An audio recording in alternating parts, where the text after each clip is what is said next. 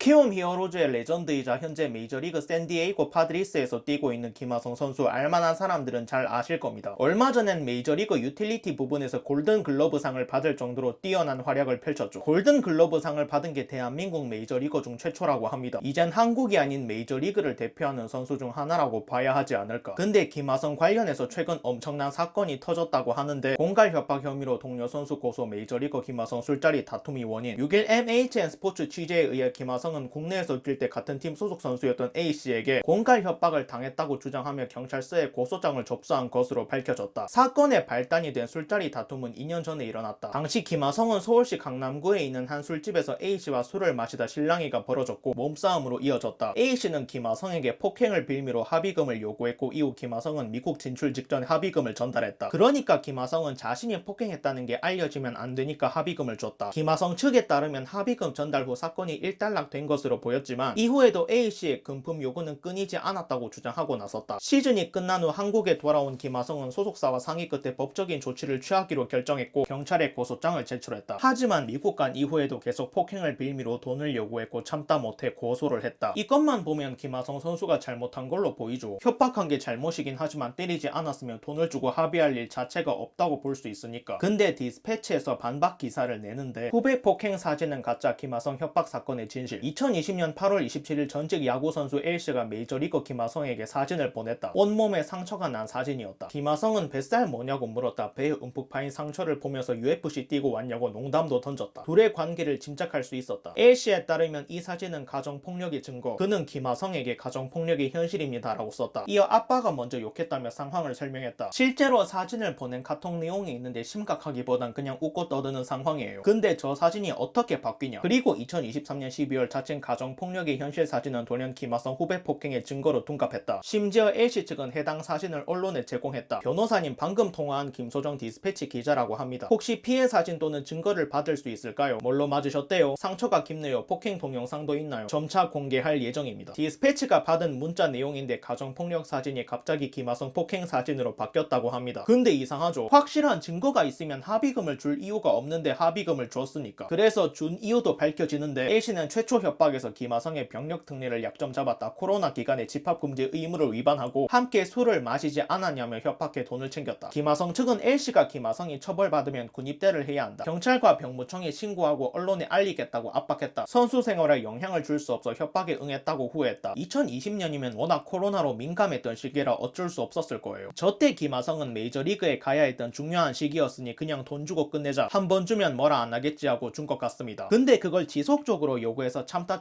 고소한 것 같고요. 그리고 김하성한테 받은 돈이 4억이라고 하는데 저만 하면 충분하지 않나? 땅을 파봐, 4억이 나오나? 저거 받고 끝냈으면 세상에 알려질 일도 고소당할 일도 없었을 텐데 괜한 욕심을 부려서 저런 일이 발생하지 않았나 싶습니다. 참고로 디스패치에 의하면 L씨의 협박은 여기서 끝이 아니었다. 돈이 떨어지자 또 다른 야구인들을 타깃으로 삼았다. 한 빅리그 선수에게도 비슷한 방식으로 돈을 뜯어냈다는 후문이다. 디스패치는 L씨의 협박 수법에 대해 취재를 하고 있다. L씨가 어떤 방식으로 유명 야구 선수를 위협하고 갈취를 했는지 추가로 밝힐 예정이다. 김하성 말고 다른 선수들도 협박했다 하는데 밝혀지면 그때 영상으로 다루겠습니다. 마지막으로 영상이 좋으셨으면 구독과 추천 부탁드립니다. 결론입니다. 인간의 욕심은 끝이 없고 같은 실수를 반복한다. 그리고 피가 말리는 협박 때문에 야구에 집중하기 힘들었을 텐데, 그런 상황에서도 무키 배치를 제치고 골든 글러브를 탄 김하성이 새삼 대단하게 느껴진다.